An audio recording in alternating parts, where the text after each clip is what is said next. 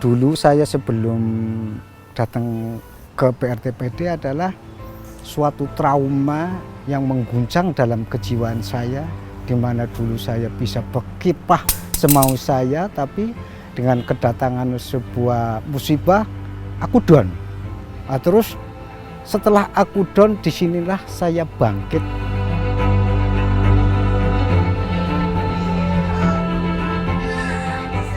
Yang jelas saya senang dengan adanya Bukar Gitu dijadikan desa inklusi, setidaknya kan bisa untuk percontohan untuk desa yang lain, terus kayak pioner gitu kan, perintis gitu.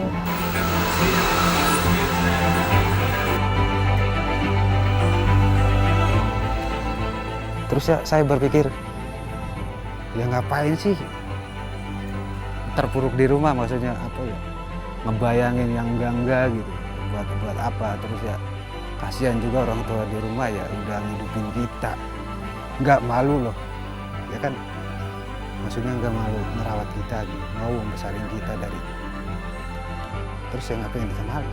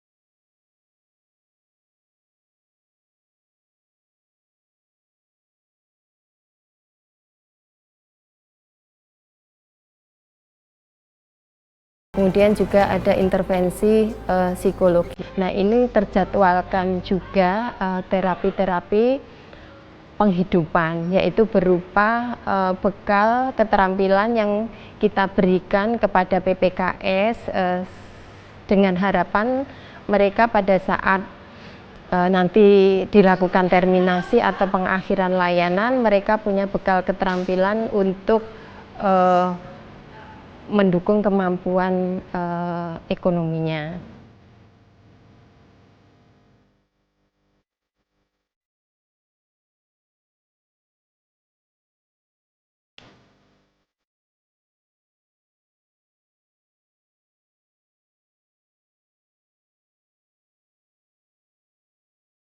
Ada sebuah tragedi musibah, ya ujian lah untuk kita. Terus saya sendiri punya keinginan untuk menghilangkan rasa trauma itu, ya kita lampiaskan dengan sebuah kegiatan di sini. Di antara salah satunya batik. yang pertama. Dan yang kedua ya mungkin batik itu buat bekal kita juga kelak setelah keluar dari BRTPD, karena itu kan suatu bekal di mana akan mengekspresikan sebuah keinginan kita untuk mendapat ya penghasilan lah.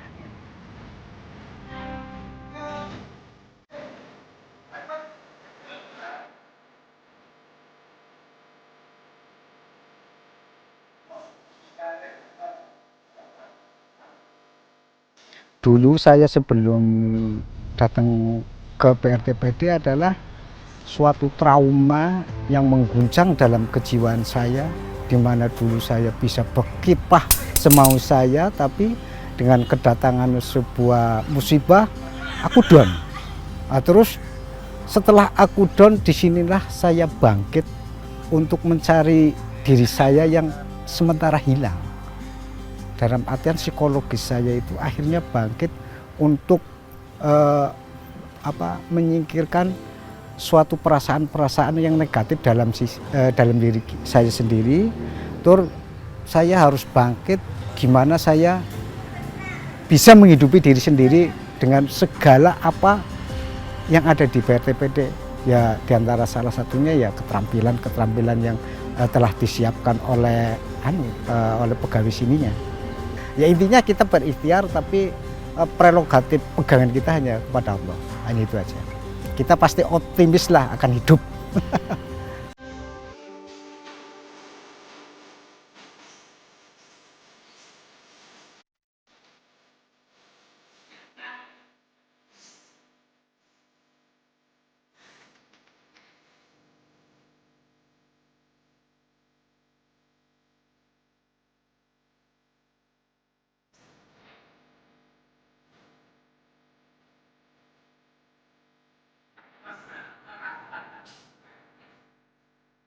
Alhamdulillah banyak sukanya. Kalau dukanya itu sedikit ya, karena kadang-kadang anak-anak memang ada yang nangis, ada yang tahu-tahu marah. Saya harus bisa mendekati dia. Kenapa? Saya tanya pelan-pelan. Itu sudah kembali lagi ya, kita belajar lagi. Memang kondisinya teman-teman kan tidak stabil, jadi kita yang sebagai instruktur harus sabar, kemudian kita mendalami apa toh yang mau anak-anak seperti ini.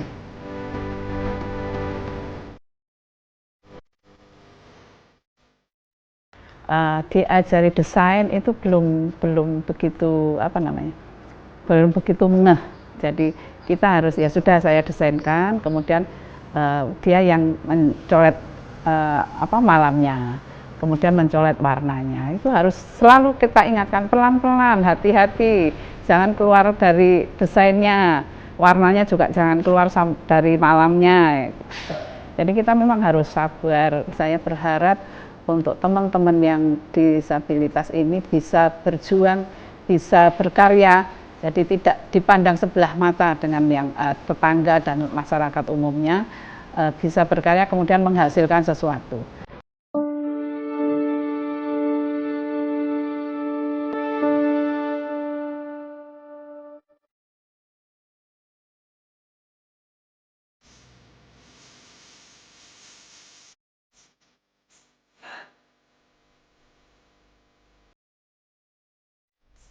Kita punya perda pencetus pertama, Perda Penyandang Disabilitas tahun 2012 nomor 4, itu pertama loh untuk DIY yang punya perda disabilitas. Mereka tidak mau kan jadi disabilitas, dan kita semua ini bisa loh jadi disabilitas dadakan. Kayak Pak Mubin itu kan tidak tahu, bekerja lalu kecelakaan lalu jadi disabilitas gitu ya. Maka harapan saya adalah bagaimana kita selalu memperhatikan dan selalu memotivasi dalam kebersamaan untuk bahwa kita hidup punya cita-cita, kita hidup punya angan-angan, kita hidup punya cita-cita masa depan yang baik.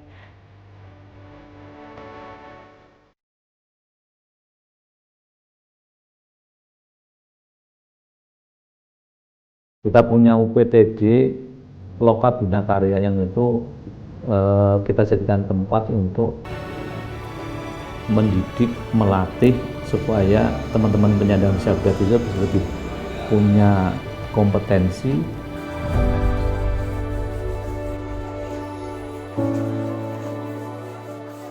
Kalau ciprat kan aku nggak kuat berdiri. Kalau itu tulis kan duduk gini kan bisa, saya beli kayak gini nulis kan bisa. Tapi kalau itu kan harus gerak sana, harus nyemur, harus ini, aku agak kesulitan.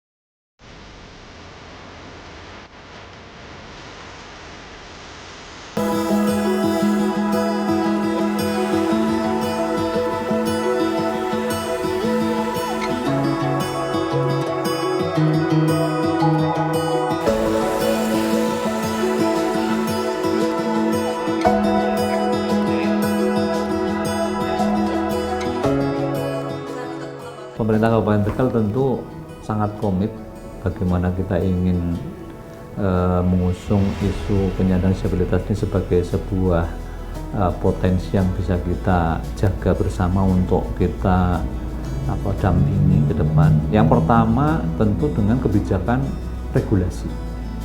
Regulasi dalam bentuk ketentuan yang itu bisa menaungi, melindungi dan memenuhi hak teman-teman penyandang disabilitas. Sudah ada Perda nomor 5 tahun 2021 yang diterbitkan Kabupaten Tegal. Minimal upaya kita pemerintah Kabupaten Tegal untuk mewujudkan bahwa kita ingin menggandeng teman-teman penyandang disabilitas itu untuk kita dampingi bagaimana sampai ke mandiri.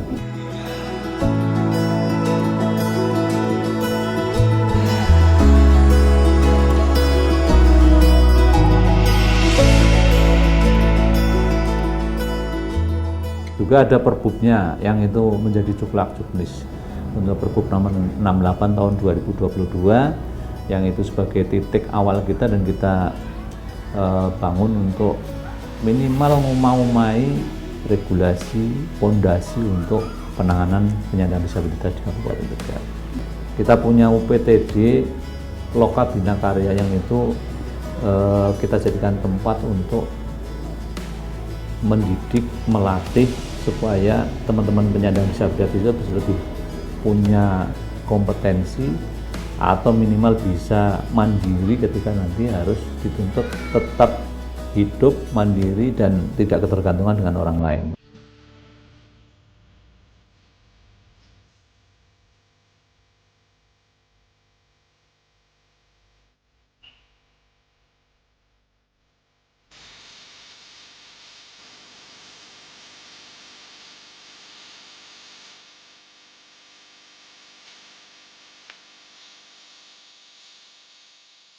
Kita memiliki sebutannya desa inklusif ya. Jadi desa ini kita sudah ada 13 desa inklusif di mana peran teman-teman itu di desa inklusif itu bagaimana dia bisa juga ikut berperan aktif membangun di desanya ya. Jadi setiap misalnya Bang, tadi kan kita mengajak mereka. Jadi kan mereka biar menyampaikan sendiri kebutuhannya apa. Nanti kita catat.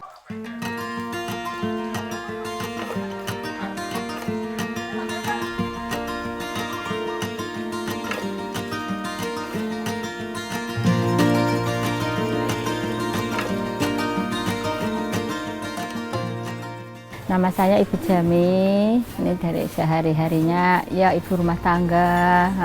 Ya ada kadang kegiatannya ya batik, ada dagang.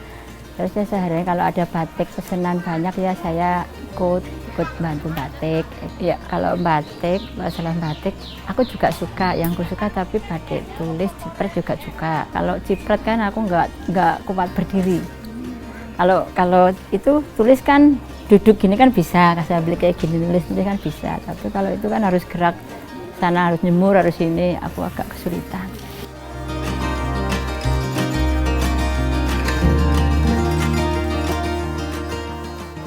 Biasanya kalau orang kantor itu kalau pesen itu banyak Mbak. Ada yang 20, 15, ada yang 70 piece gitu kan. Nggak tentu, kadang kemarin itu ada pesanan 1000 tapi dibagi 3 kelompok. Harapan saya ya itu maksudnya kayak kasihan teman-teman gitu yang difabel, masih pengennya ya ada kegiatan, terus ada kemasan biar bisa cari uang kayak orang-orang yang normal kayak gitu.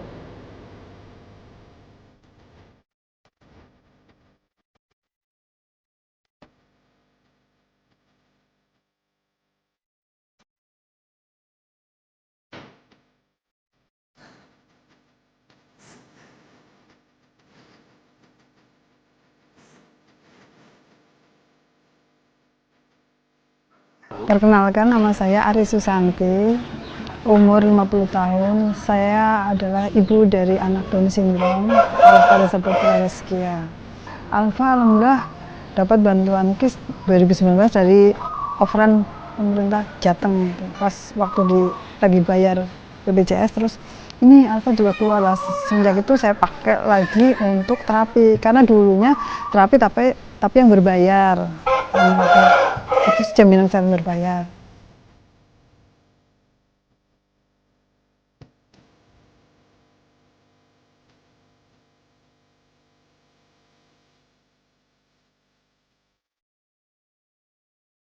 Yang jelas saya senang dengan adanya Bukar Kidul dijadikan desa inklusi. Setidaknya kan bisa untuk percontohan untuk desa yang lain.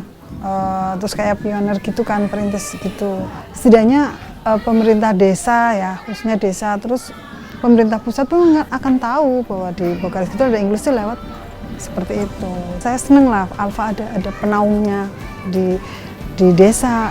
Kepemerintahannya kan juga seperti itu. Bagaimanapun juga kan saya nggak mendampingi Alfa selamanya, tapi kalau masih ada dalam lindungan pemerintah kan mending itu seperti itu.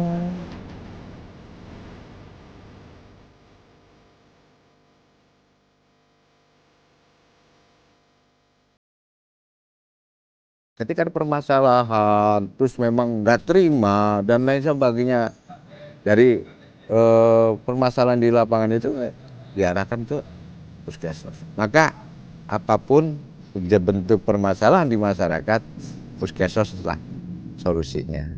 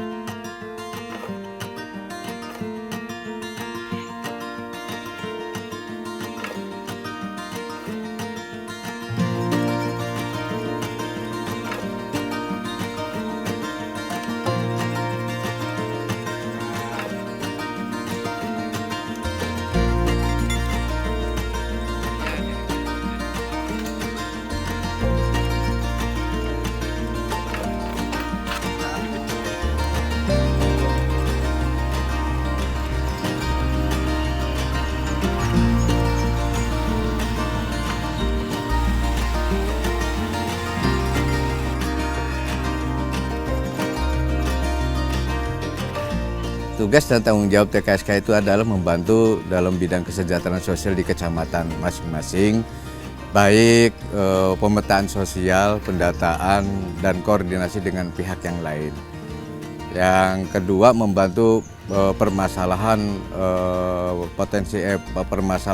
yang ada di masyarakat dalam bidang kesejahteraan sosial. Kita harus bersinergi dengan pemerintah, kita harus bersinergi dengan koordinasi dengan yang lain agar menciptakan